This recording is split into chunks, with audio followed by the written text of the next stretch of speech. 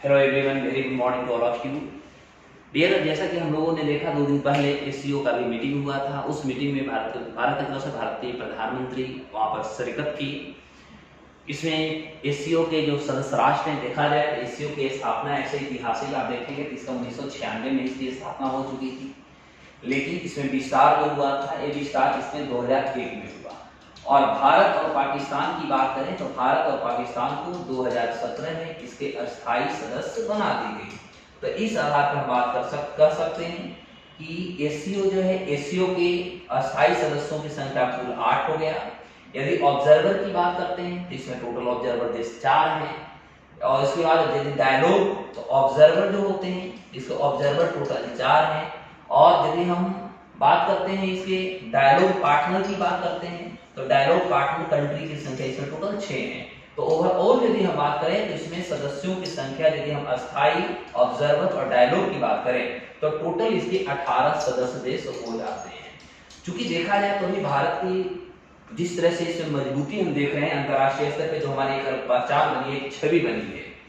चूंकि आप सभी ने देखा होगा कि जो समरकंद उज्बेकिस्तान में जब एससीओ की जो भी सम्मेलन चल रही थी, इस सम्मेलन में भारत के प्रधानमंत्री ने अपने विचारों को कैसे रखा, अंतर्राष्ट्रीय स्तर पर हमारी क्या भी इमेज बनी है, हम कितने भी मजबूत हुए हैं, हम अभी क्या हमारी प्रभाव है, हम विश्व में कैसे कार्य करें जिससे कि विश्व की निगाह हमारी तरफ आ चुकी है।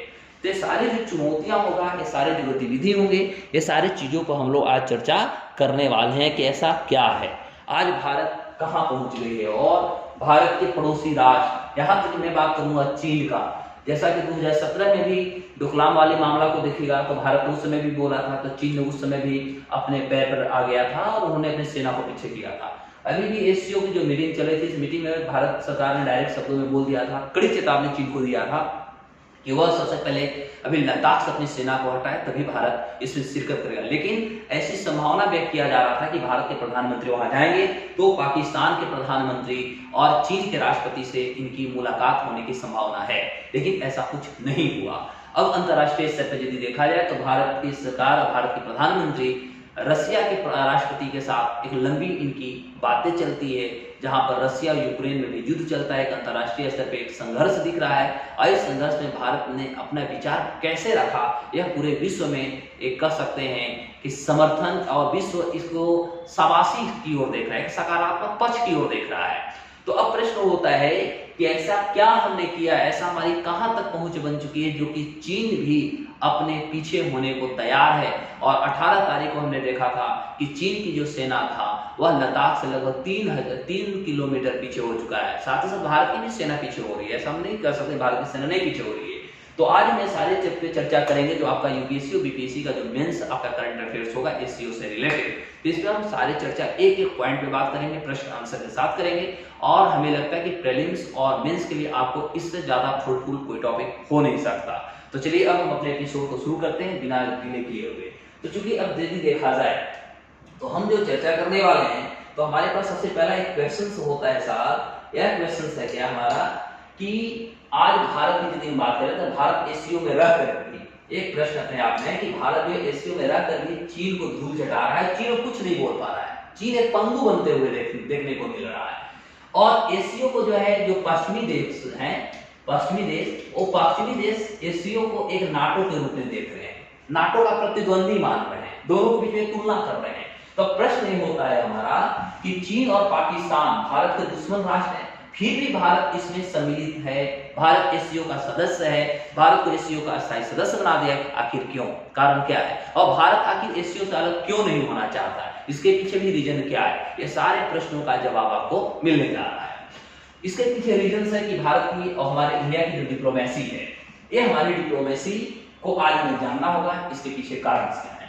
तो एक्चुअली देखा जाए हमने जस्ट चर्चा आपको किया कि 2001 में एससीओ का गठन हुआ था, लेकिन ऐसा नहीं है, एससीओ का तो स्थापना 1996 में हुआ था, लेकिन 2001 में इसका हमने विस्तार किया और 2017 में चाहे हमारा भारत हो या हमारा एक पड़ोसी पाकिस्तान हो, ये दोनों को 2017 में इसमें मिला ली गई और कुल अभी अस्थायी सदस्यों की जो संख्या हो गई है, यह एससीओ की सदस्य संख्या 8 हो चुका है।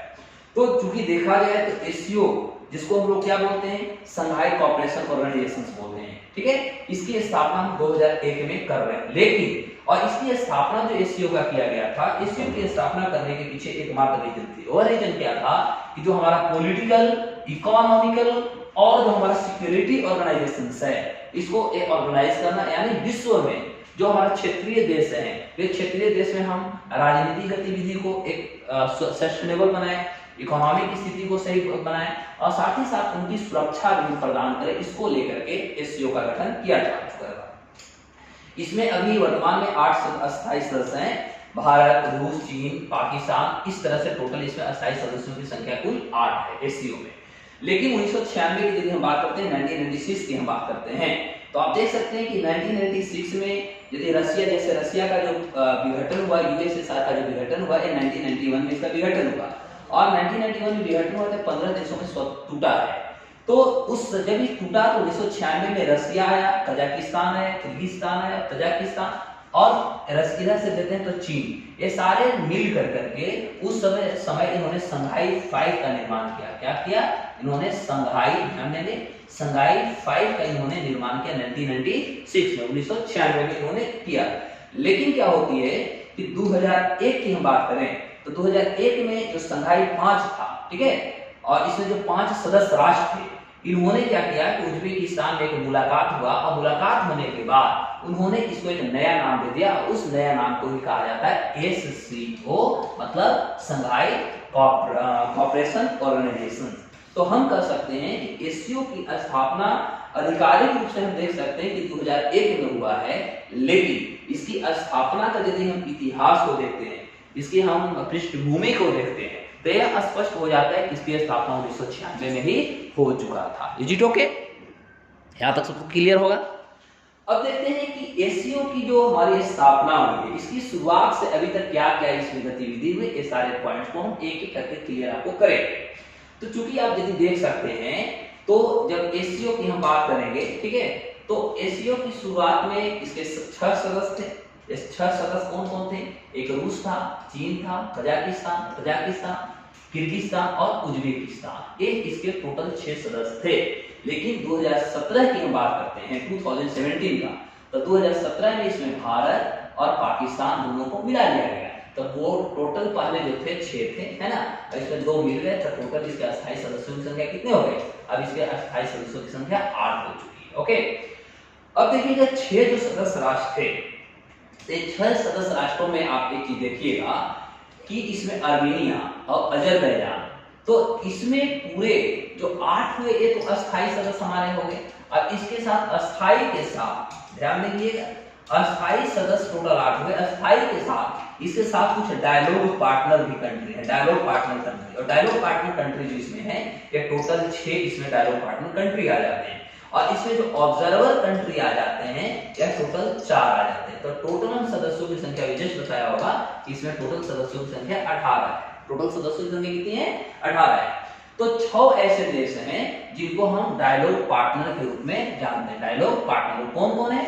तो वह आर्मेनिया है, अजरबैजान है, कंबोडिया, नेपाल, श्रीलंका और टर्की। टर्की का नया नाम आपने सुना होगा, अब तुर्की हो गया, है ना, तुर्की हो गया, अब इसका नया नाम हो चुका है। उसके बाद इसमें जो 4 ऑब्जर्वर देश हैं, ऑब्जर्वर कंट्री जो है, ऑब्जर्वर 4 देश कौन कौन है? जिसमें अफगानिस्तान है, ईरान है, बेलारूस है और मंगोलिया है। देखिए यहाँ पर मंगोलिया है, मंगोलिया से रिलेटेड आपसे एग्जाम में क्वेश्चन पूछा जा सकता है क्या, कि अभी भारत के जो हमारा डिफेंस मिनिस्टर है, रक्षा मंत्री हैं, है ना, तो भारत के जो हमारा वर्तमान में जो रक्षा मंत्री है, रक्षा मंत्री वो राजनाथ सिंह जी हैं, ठीक है, श्री राजनाथ सिंह जी हैं। और अभी राजनाथ सिंह जी जो हैं, आज का हम आपको बता दूं तो ये अभी मंगोलिया के यात्रा पर है। आधिकारिक अभी जो यात्रा कर रहे हैं, आधिकारिक यात्रा इनकी मंगोलिया का है। और अभी मंगोलिया के जो राष्ट्रपति है, इनको आज घोड़ा गिफ्ट किए हैं, ठीक है, यानी इनकी विदाई कर सकते हैं, आने पर इनको एक घोड़ा गिफ्ट किया। तो आने वाले एग्जाम में आपसे क्वेश्चन पूछा जा सकता है कि विश्व के कौन सा ऐसा देश था जो भारत के रक्षा मंत्री को जाने पर घोड़ा गिफ्ट किया था? तो ये भी आप जवाब याद रखिएगा। ओके, तो इसमें जो है टोटल 4 जो है ऑब्जर्वर कंट्री है साहब। तो ऑब्जर्वर इसमें देखा जाए तो पहले ऑब्जर्वर कंट्री के नाम में ईरान का भी नाम था, लेकिन हम कह सकते हैं कि 2021 पिछले साल के नवंबर में ईरान को एक अस्थायी सदस्य बनाने की प्रक्रिया शुरू कर दिया जा चुका है और एक प्रोसेस में इसको अस्थायी सदस्य बना देने की बात हो रही है। तो 2001 में यदि हम इसकी स्थापना के इतिहास को देखते हैं तो 2001 में अपने स्थापना के साथ साथ एसीओ जो है अपना रीजनल सिक्योरिटी से जुड़े कुछ मुद्दा लाया।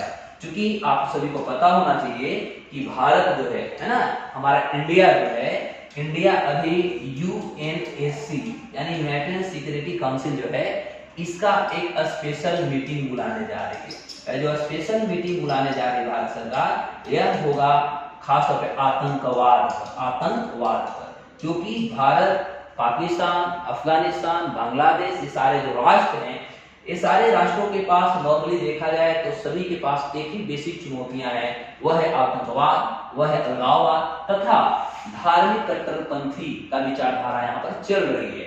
तो ऐसी गतिविधियों को समाप्त करने के लिए इस तरह के प्रोसेस को लाया गया था। एसीओ को एक क्षेत्रीय स्तर पर एक ऐसी संस्था का निर्माण की गई जिससे कि विश्व के सामने ये सारे जो देश हैं अपना प्रतिनिधित्व तथा अपने स्थायित्व को दिखा सके। इसको लेकर के इसकी स्थापना किया जा चुका था। अब आप थोड़ा सा इस फिगर को देखिएगा तो 21 साल पहले एसीओ के निर्माण हुआ था। अब एक एक चीजों को आप देखिए तो इसकी जो स्थापना हुआ था, है ना, तो इसकी स्थापना देखा जाए तो 15 जून 2001 को हुआ था। लेकिन इसका इतिहास हमें बताया कि ऐसा नहीं था, 1996 में इसकी गठन हो चुका था। अब क्या हुआ, इसका उद्देश्य है सुरक्षा प्रदान करना, इसका उद्देश्य है पॉलिटिकल यानी राजनीतिक गतिविधियों पर कंट्रोल करना, और इनकी गतिविधि जो है हमारा आर्थिक इकोनॉमिक जो गठबंधन होती है, इकोनॉमिक साथ ही साथ कर सकते हैं इकोनॉमिक जो हमारा अलायंस होता है, इस अलायंस को आगे बढ़ाने के इनका कार्य प्रणाली लाई गई है। इसकी हेडक्वार्टर चीन की राजधानी बीजिंग में है। ओके, इसकी आधिकारिक जो भाषा है एसीओ का वह चीनी है और रशियन भाषा है। और इसके अभी वर्तमान में जो सेक्रेटरी है वो झेंग मिंग है, याद रख लीजिएगा। अभी इसके वर्तमान जो सेक्रेटरी है उनका क्या नाम है, झेंग मिंग, इसके अभी सेक्रेटरी जनरल है। अब इसमें 8 अस्थायी देश हैं, 6 डायलॉग पार्टनर कंट्री हैं और 4 ऑब्जर्वर हैं, जो कि अभी हमने कुछ देर पहले ही आपको इस दायरे बारे में बताया है, चर्चा हमने किया है। तो एक बार फिर पुनः आप इसे देख लीजिएगा।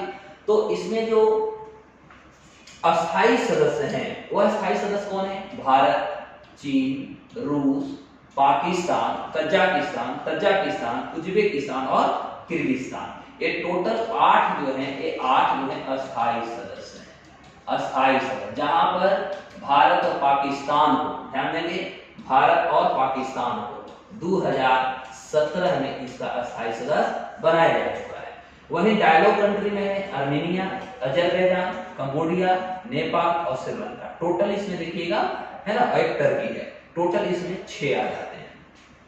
ऑब्जर्वर देश देखा जाए तो ये डायलॉग पार्टनर कंट्री थे। ऑब्जर्वर में 4 हैं, अफगानिस्तान, ईरान, बेलारूस और मंगोलिया। और चूंकि ईरान को भी यदि बात किया जाए तो इसको हम अस्थायी सदस्य बनाने के लिए खास तौर पे नवंबर 2021 में हम इस पे प्रोसेस करना शुरू कर दिए हैं। तो इस आधार पर हम कह सकते हैं कि आने वाले समय में ऑब्जर्वर देशों की संख्या 3 रह जाएगी। तो ईरान को हमने 2021 के नवंबर में इसको जोड़ दिया है। तो एसीओ की सबसे बड़ी जो ताकत है, ठीक है, वो है कौन, HSC। अब आपके एग्जाम के लिए बहुत इंपॉर्टेंट हो सकता है, इसलिए थोड़ा आप इसको देख लीजिएगा कि HSC है क्या, क्योंकि हो सकता है आपसे एग्जाम में पूछा जा सकता है कि HSC किससे संबंधित है। तो इस किससे संबंधित का जवाब आप दे दीजिएगा कि ये एससीओ से संबंधित है, लेकिन इसका हो सकता है फुल फॉर्म पूछ दे तो आप क्या करेंगे।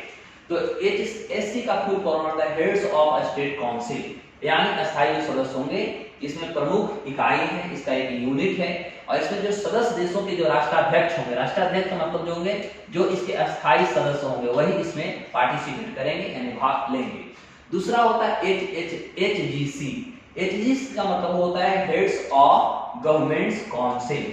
इसका काम क्या है कि इसमें दूसरा प्रमुख इकाई है, सेकंड कर सकते हैं, सेकंड लेवल का ये है। और इसमें जितने भी सदस्य देश होते हैं उनके सरकारी प्रमुख इसमें शामिल होते हैं, जितने भी सरकार होते हैं शामिल होते हैं। HSC और HSG दोनों की बैठक जो होता है साल में एक बार होता है, ध्यान दीजिएगा। वहीं एससीओ का जो काउंसिल की बैठक जो होती है, इसके 8 जो सदस्य देश हैं उनकी राजधानियों में होता है। तो कोई अभी मैं बता दूं कि जो 2023 में होने वाला है एससीओ का जो बैठक, वह भारत में होगा और भारत की राजधानी दिल्ली में होगा।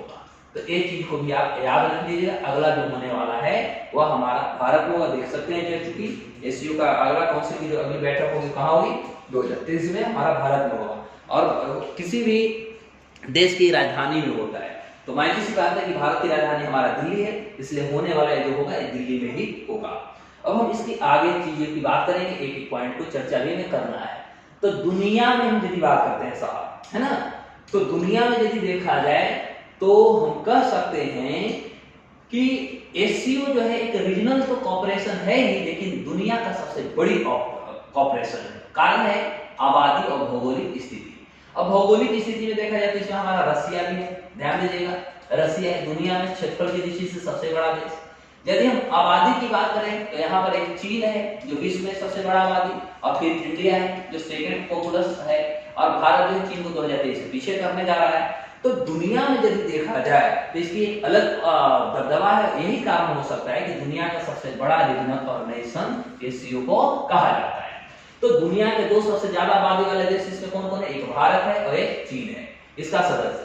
एससीओ ऐसा एक संगठन है जो दुनिया की लगभग, आपसे इस बारे में पूछा जाता है कितना परसेंट आबादी को कवर करता है, तो दुनिया के लगभग 40% आबादी को ये एससीओ कवर करता है। लेकिन यदि हम एरिया की बात करते हैं साहब, तो एरिया की बात किया जाए तो यूरेशिया के 60%, यूरेशिया के 60%, दुनिया के करीब 1/3 इलाका को अकेले कवर करता है। क्योंकि इसके जस्ट हमने अपनी रीजन बताया, इसके सदस्य में देशों में कौन है, एक रसिया है जो दुनिया में क्षेत्रफल के सबसे बड़ा है, और जनसंख्या में चीन और इंडिया दोनों है। तो मायने सी बात है कि ये दुनिया में तो अपने दबदबा रखना लाजमी है। तो ये आपको चीजों को याद रखना होगा। यदि वर्ल्ड की हम जीडीपी की बात करते हैं, ग्लोबल जीडीपी की बात करते हैं, तो ग्लोबल जीडीपी में लगभग इसका 30% इसका कंट्रीब्यूशन आता है। तो साथ ही यह संगठन हर साल खरबों डॉलर का एक्सपोर्ट भी करता है, ठीक है। तो ये चीजों को भी आप याद रखिएगा। इसमें थोड़ा सा कुछ दैनिक भास्कर का रिपोर्ट है, इस रिपोर्ट पर भी हम आपको समझा देता हूं। तो देखिएगा एससीओ के देशों में रहती है दुनिया की कितनी आबादी, तो अभी हमने देखा 40% दुनिया की आबादी जो है वो एससीओ के यहाँ रहती है। दुनिया की 40% आबादी एससीओ में रहती है। क्योंकि अभी हम पहले बात करेंगे प्यारा भारत का, तो भारत में देखिएगा तो भारत एरिया में यदि देखते हैं तो भारत के एरिया है 32,87,000 आपने पढ़ा होगा। तो 32.87 लाख वर्ग किलोमीटर भारत का क्षेत्रफल है। आबादी की बात करते हैं लगभग 138 करोड़ हो चुका है, और भारत का जीडीपी यदि देखते हैं तो $3.17 ट्रिलियन का हो चुका है। इससे पहले हमारा 2.89 ट्रिलियन का हमारा इकोनॉमी था। अब हमारा इकोनॉमी बढ़ करके 3.17 ट्रिलियन का है, और जिसे हम बात कर रहे हैं 5 ट्रिलियन का बनाने की चर्चा चल रही है।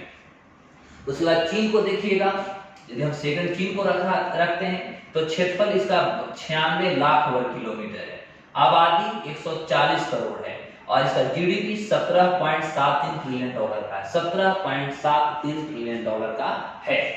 रूस की यदि बात किया जाए तो रूस की जो एरिया है 1.71 करोड़ वर्ग किलोमीटर है साहब। आबादी देखिएगा तो 14.41 करोड़ है, और जीडीपी 1.71 ट्रिलियन का इसकी जीडीपी है। पाकिस्तान की एरिया की बात करते हैं तो 7.96 लाख वर्ग किलोमीटर, आबादी 21 करोड़, और जीडीपी टोटल 347 बिलियन डॉलर का पाकिस्तान का है। जी ओके, तो आई थिंक आप देख रहे हैं कि डेटा काफी है आपके सामने, और सारे फैक्ट्स भी आपके सामने दिए हुए हैं। फिर हम कजाकिस्तान की बात करते हैं, क्योंकि क्षेत्रफल और आबादी में दोनों देखना है। कजाकिस्तान की यदि हम एरिया बात करें तो 27.25 लाख वर्ग किलोमीटर में फैला हुआ है। इसकी आबादी जो है 1.88 करोड़ इसकी आबादी, और इसका जो जीडीपी है वह लगभग 190.81 बिलियन डॉलर का इसकी टोटल जीडीपी है। तजाकिस्तान की बात किया जाए तो इसका एरिया 1.41 लाख वर्ग किलोमीटर का, आबादी देखते हैं तो 95.4 लाख का है, और जीडीपी इसका है 8.75 बिलियन डॉलर का इसकी टोटल जीडीपी है। उज्बेकिस्तान को देख लिया जाए तो एरिया इसका 4.47 लाख वर्ग किलोमीटर में आता है, आबादी देखते हैं 3.42 करोड़, और जीडीपी 69.24 बिलियन डॉलर का है। ये सारे वर्ल्ड बैंक का और एससीओ का रिपोर्ट बताया जा रहा है। किर्गिस्तान की देखते हैं एरिया 1.99 लाख वर्ग किलोमीटर, आबादी 66 लाख और जीडीपी 8.54 बिलियन डॉलर का है। तो अब आप सोच सकते हैं कि सारे जो गतिविधि हम लोग देख रहे हैं, ये सारे गतिविधि के आधार पर, चाहे वो आबादी हो या भौगोलिक क्षेत्र हो, इस आधार पर हम कह सकते हैं कि एससीओ जो है वर्ल्ड में अपनी दबदबा बनाए रखी। और यही कारण भी हो सकता है कि जो पश्चिमी देश हैं इसे नाटो के रूप में देख रहे होंगे। तो ये भी एक चुनौती उनके लिए बन रहा होगा। इस पे भी हम आगे चर्चा करने वाले हैं, इसलिए थोड़ा सा वीडियो लॉन्ग होगा, इसलिए आप डरे नहीं और हड़बड़ाए नहीं। आपको काम है पढ़ना और हमारा काम है समझाना, ठीक है। तो देखिए अब हम कुछ रिपोर्ट के आधार पर हम चर्चा करने जा रहे हैं। हमारा कुछ रिपोर्ट क्या कहता है, तो यदि हम कुछ रिपोर्टों की चर्चा करें तो कहता है कि भारत अगले साल, चूंकि देखा जाए तो एससीओ और G20 दोनों का भारत जो है मेजबानी करने वाला है, दोनों को मेजबानी कर, जो कि अभी मुझे पता है एससीओ का दिल्ली में होने वाला है और G20 का भी मेजबानी भारत अगला 2023 में करेगा। तो भारतीय अधिकारी समरकंद, अभी हमने बताया समरकंद कहाँ है, उज्बेकिस्तान में, उज्बेकिस्तान में हमारा सकरकंद है, समरकंद है। तो समरकंद में होने वाला जो एससीओ सम्मेलन का नजदीक जैसे ही आ रहा था, तो भारत सरकार ने चीन को साफ तौर पर कर चुका था कि भारत के प्रधानमंत्री तभी एससीओ में हिस्सा लेंगे जब चीन की सेना जो भारतीय क्षेत्रों पर, खासतौर पर एलएसी पर, लद्दाख में जो अपने जमावड़ा बनाई हुई है, वो अपने पहले पीछे हटा ले। और सोचिए कि भारत सरकार ने बस यह स्टेटमेंट दिया, और यह स्टेटमेंट देने के बाद हम कह सकते हैं कि चीन तुरंत इस चीजों को माना। और हम कह सकते हैं मैसेज का असर इतना खतरनाक हुआ कि एससीओ के बैठक के ठीक एक सप्ताह पहले चीन जो है ये आता है 8 सितंबर को, चीन अपनी सेना को एक ऐसी लद्दाख से पीछे हटाना शुरू कर दिया जो हॉट स्प्रिंग्स गोरगा इलाका है, पेट्रोलिंग पॉइंट 15 जिसे कहा जाता है, इसे वो हटाना शुरू कर दिया। और हम बात करें 18 सितंबर, इसमें 10 जोड़ दीजिएगा तो 18 सितंबर हो जाएगा। 18 सितंबर को लगभग 3 किलोमीटर चीन की जो सेना है वह पीछे हो चुका था। दरअसल कहा जा सकता है कि जून में ब्रिक्स सम्मेलन, ब्राजील, रशिया, इंडिया, चाइना और साउथ अफ्रीका सम्मेलन में प्रधानमंत्री जो थे वो चीन नहीं गए थे। तो यह भी चीन को एक अपने आप में लग रहा था कि यदि अब की ऐसा हमने कुछ नहीं किया तो हो सकता है कि फिर भारत की तरफ से कोई प्रतिनिधि नहीं आएगा। जबकि कुछ दिनों के बाद अमेरिका की भारत ने अगुवाई किया था क्वाड को, लेकिन ब्रिक्स सम्मेलन में नहीं गया था। तो इस आधार पर क्वाड का जो सम्मेलन हुआ था वो जापान की राजधानी टोक्यो में हुई थी। ओके, तो इससे चीन को ऐसा स्पष्ट हो गया, चीन को एक कह सकते हैं कि पूर्ण रूप से इसे मैसेज मिल गया कि हमें अब कुछ करना पड़ेगा, नहीं तो भारत मानने वाला नहीं है। तो इस तरह के जो है हमारा मैसेज जो था दुनिया के सामने गया, चीन के सामने भी गया और चीन इस चीजों को मानने को आगे बढ़ा। अब हम देखते हैं कि ये ऐसी पहली बार नहीं है, जैसा कि मैंने कुछ देर पहले ही आपको बताया था, यह मैटर ऐसी बात नहीं थी कि यह पहली बार भारत सरकार ने कहा और चीन ने मान लिया, नहीं। यह मैटर तो 2017 में भी आपको याद होगा, 2017 जब डोकलाम वाला मामला था, है ना, तो डोकलाम के मामला में भी भारत सरकार ने ऐसा ही कुछ कहा था। क्योंकि देख सकते हैं तो उस समय 2017 की बात करें तो भारत ने चीन को उस समय भी यही बात बोला था, उस समय भी एससीओ का ही बैठक चीन को करनी थी और इस पे करना था। तो भारत के प्रधानमंत्री जो थे ब्रिक्स समझौता के लिए चीन के सियामेन नहीं गए थे, है ना, उस समय ब्रिक्स का सब चल रहा था और चीन के सियामेन में समझौता या का सम्मेलन होने वाली थी, इसमें भारत में नहीं गया। तो अगर डोकलाम में चीनी सेनाएं अपनी पहले की स्थिति में नहीं लौटेगी तो चीन ने भारत की बात मानी और ब्रिक्स समझौता से ठीक पहले सियामेन की फ्लाइट पकड़ ली। सोच लीजिए, तो ऐसा नहीं कि भारत ने आज कहा और चीन ये बात माना, 2017 में भी ऐसी गतिविधि हो चुका है और चीन ने पीछे आया था। अब बात है कि हम अपनी डिप्लोमेसी को इसी तरह बरकरार रखें तभी हमारे कुछ होने वाला है, अदरवाइज ऐसा कुछ होगा नहीं। अब देखिएगा, अभी हम देख सकते हैं कि पुतिन, ऐसा कहा जा रहा था, जो कि हमने स्पष्ट स्टार्टिंग में ही किया था, ऐसा कहा जा रहा था कि पुतिन जिनपिंग शहबाज शरीफ से मोदी जी की मुलाकात होगी, लेकिन रियल में मोदी जी का केवल मुलाकात किनसे हुई, पुतिन साहब से, ना तो जिनपिंग से बात की ना शहबाज से की। ये दोनों से तो भारत के जो नेतागण थे आंख तक नहीं मिलाया। और बड़ी खुशी की यह बात है कि भारत का कट्टर विरोधी ये तुर्की जो था, है ना, ये तुर्की के राष्ट्रपति से मोदी जी ने मुलाकात कर लिया, हैंडशेक कर लिया, गिलवा शिकवा भी कर लिया, लेकिन न तो शहबाज से कोई हमारी मुलाकात हुई और ना ही जिनपिंग से हुई, किसी भी प्रकार का कोई हमारी कांटेक्ट नहीं हुआ। तो इस रिपोर्ट में ऐसा कहा जा रहा था कि ऐसा होगा, लेकिन ऐसा कुछ नहीं हुआ। ओके, तो यदि ऐसा होता तो कुछ इसमें जो फॉरेन पॉलिसी को जानकार थे वो कह रहे थे कि भारतीय फॉरेन पॉलिसी में बहुत बड़ी एक कह सकते हैं रोचक इसमें ऐसा कुछ होगा, इंटरेस्टिंग आएगा, लेकिन ऐसा कुछ नहीं हुआ साहब। ओके, तो भारत चीन के बीच सीमा विवाद गहराने के बाद मोदी और जिनपिंग का यह पहली मुलाकात हुआ है अभी यदि देखा जाए तो, और दोनों नेता आखिरी मुलाकात 2019 में किए थे जब वहां पर ब्रिक्स के सम्मेलन ब्रासीलिया में चल रहा था, तो पहली उन लोगों की मुलाकात हुई 19 के बाद। ये पहली बार ऐसा मुलाकात तो हुई, लेकिन नैन नहीं मिला। तो जब नैन नहीं मिला तो चैन कहां से आ सकती है ना। तो ऐसा हुआ, आपने सुना भी होगा ये जो चल रहा था एससीओ का मीटिंग, इसमें भारतीय बॉलीवुड का गाना भी बजाया गया था समापन समारोह में। आपने पढ़ा भी होगा, सुना भी होगा, देखा भी होगा, है ना। चलो फिर आगे देखता हूं। तो पुतिन जी से तो मुलाकात हो चुकी है, अभी आप देख सकते हैं कि दोनों के बीच में किस तरह से गहमागहमी चल रहा है।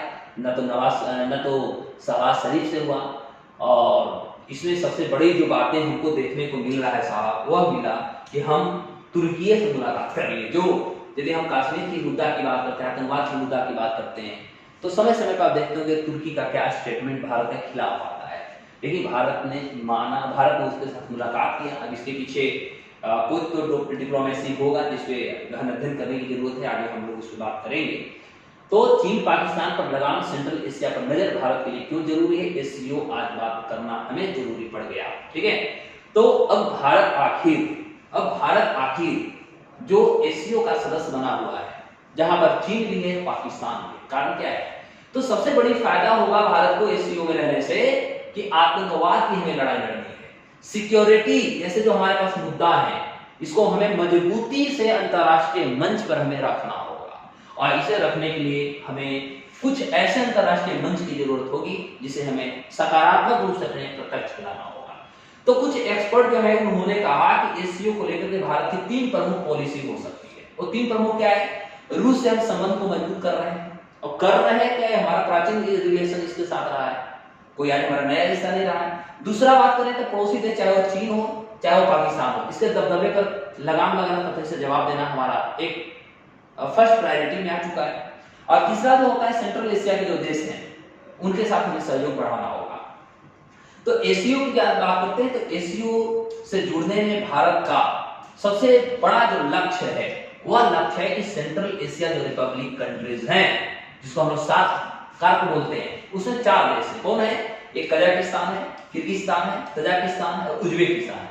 इनके साथ चूंकि देखा जाए तो भारत का आर्थिक जो संबंध है वो बहुत मजबूत रह चुके हैं। तो ये हमारा सबसे बड़ा फायदा होता है, और इसे हम कहीं ना कहीं चीन को हम रोक सकते हैं, चीन की दादागिरी को हम नियंत्रण कर सकते हैं।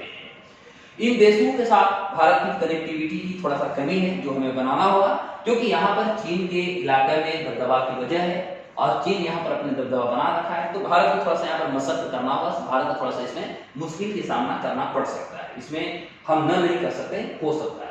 तो 2017 में जब एससीओ के जुड़ने के बाद इन सेंट्रल एशिया देशों के साथ भारत के व्यापार में थोड़ा सा तेजी आई है। एक हमारा जो था पहले और अभी दोनों में थोड़ा बदलाव हुआ है। 2017 में यदि देखा जाए तो 2017 में भारत एक चारों जो देश थे इनके साथ 11,000 करोड़ रुपए का व्यापार किया है। वहीं 2019 और 20 में यदि देखा जाए तो जहां 17-18 था, यहाँ 19-20 में लगभग 21,000 करोड़ रुपया का हमारा व्यापार हो गया।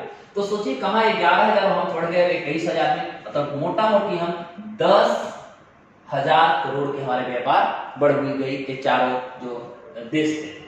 तो इस दौरान भारतीय सरकारी और प्राइवेट कंपनियां जो थे भिन्न प्रकार के कार्य किए, चाहे गोल्ड माइनिंग का हो, यूरेनियम का हो, बिजली का हो, एग्रो प्रोसेसिंग यूनिट्स का, इस तरह से कार्य जो थे भारतीय जो कंपनियां थे वहां पर किया। तो सेंट्रल एशिया में दुनिया का कच्चा तेल और गैस करीब 45% देखने को मिलता है, ध्यान दीजिएगा।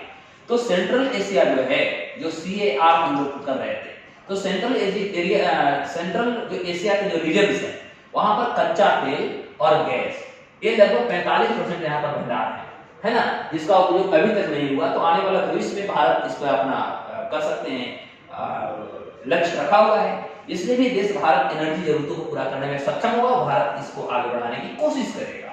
तो भारत की नजर जो है एससीओ के ताजा सम्मेलन के दौरान सेंट्रल एशियाई देशों के साथ अपने संबंध को मजबूत करना ही सबसे बड़ा मकसद है। ऐसा नहीं कि भारत चीन और पाकिस्तान के साथ जुड़ने के ऐसा किया, ऐसा नहीं है कि बल्कि भारत सेंट्रल एशिया के साथ भारत अपना रिलेशंस को आगे बढ़ाने के लिए, इस पर चर्चा करने के लिए आगे बढ़ा है। एससीओ एक प्रमुख, एससीओ को यदि देखा जाए तो एससीओ का एक प्रमुख जो उद्देश्य है वह है सेंट्रल एशिया में अमेरिका के बढ़ते प्रभाव को जवाब देना। ये भी एक बहुत बड़ा मुद्दा हो सकता है, क्योंकि एससीओ का पश्चिमी देश नाटो के रूप में इसको देख रहे हैं। तो एससीओ के अमेरिका के दबदबे वाले जो नाटो है उसको काउंटर करते हुए देखना है, क्योंकि 1949 में अमेरिका के अगुवाई में नाटो के जन्म हुआ था और अभी इसमें सदस्य देशों की संख्या टोटल 30 हो चुके हैं। तो एससीओ में शामिल 4 परमाणु संपन्न भी राष्ट्र आ चुके हैं, जैसे भारत हुआ, रशिया हुआ, चीन हुआ और पाकिस्तान हुआ। और यदि यूनाइटेड नेशन में देखा जाए तो पांचों जो अस्थायी सदस्य हैं, सारे पांचों के पांचों जो है वो परमाणु संपन्न है और एक भारत भी इसी रास्ता पर चल चुका है। इनमें से 3 देश जैसे भारत, रूस और चीन इस समय अर्थव्यवस्था और सैन्य ताकत के लिहाज से दुनिया के प्रमुख शक्तिशाली देशों में शामिल हो चुका है। तो आने वाला समय में जो यूरोपियन कंट्री का एक दबदबा भी है चीन की तरह, तो उनकी भी दबदबा पे कहीं न कहीं नियंत्रण होगा और भारत अपनी विचार को और कर सकते हैं मजबूती से पेश करने की कोशिश करेगा। तो अब आप देख सकते हैं लास्ट टॉपिक पे हम आ रहे हैं। एससीओ की एकजुटता को लेकर उठते हैं सवाल, क्योंकि हर देश के बीच में कुछ न कुछ विभिन्नताएं हैं, कुछ न कुछ मोटाव है, कुछ मुद्दाएं हैं। तो एससीओ में शामिल भारत की यदि हम बात करते हैं तो भारत और पाकिस्तान ये दोनों के बीच में हमारा सीमा विवाद, आतंकवाद, अलगाववाद, क्योंकि पाकिस्तान मानेगा नहीं अपनी हठधर्मी से, अपने कार्य करने से। तो ये दोनों के बीच में लंबे समय चल रहा है मुद्दा, जिस तरह कश्मीर का मुद्दा है। जबकि भारत और चीन के बीच में देखा जाए तो सीमा विवाद का मुद्दा टकराव हुआ है। तो एशिया में शामिल 4 जो सेंट्रल एशियाई देश हैं उसके बीच में भी कुछ न कुछ मुद्दाएं देखने को मिलती है। तो इसलिए संगठन दुनिया का सबसे बड़ा रीजनल संगठन होने के बावजूद भी यूरोपियन यूनियन जो है, जिसके देशों की कॉमन करेंसी है, नाटो जैसा ताकतवर संगठन नहीं बना पा रहा है। तो माइनस एससीओ, तो एससीओ का भी अपना एक करेंसी होना चाहिए था। नाटो, यूरोपियन यूनियन अपना यूरो बना चुका है, तो इसका भी तो होना चाहिए था। लेकिन कहीं न कहीं हमारा समन्वय नहीं बन पा रहा है। नहीं समन्वय बनने के कारण ही हम कह सकते हैं कि कहीं न कहीं कुछ चुनौतियां बनी हुई है। इस चुनौतियों से निपटने के लिए आने वाला भविष्य में हम कह सकते हैं कि इस पे कार्य किए जाएंगे। तो आज का हमारा टॉपिक और आज का हमारा सेशन लास्ट होता है। फिर हम इसी तरह एक नए एपिसोड और नए टॉपिक के साथ मिलेंगे जो आपके मेंस करंट के लिए बहुत इंपॉर्टेंट होगा। तब तक के लिए नमस्कार, बाय बाय, जय हिंद।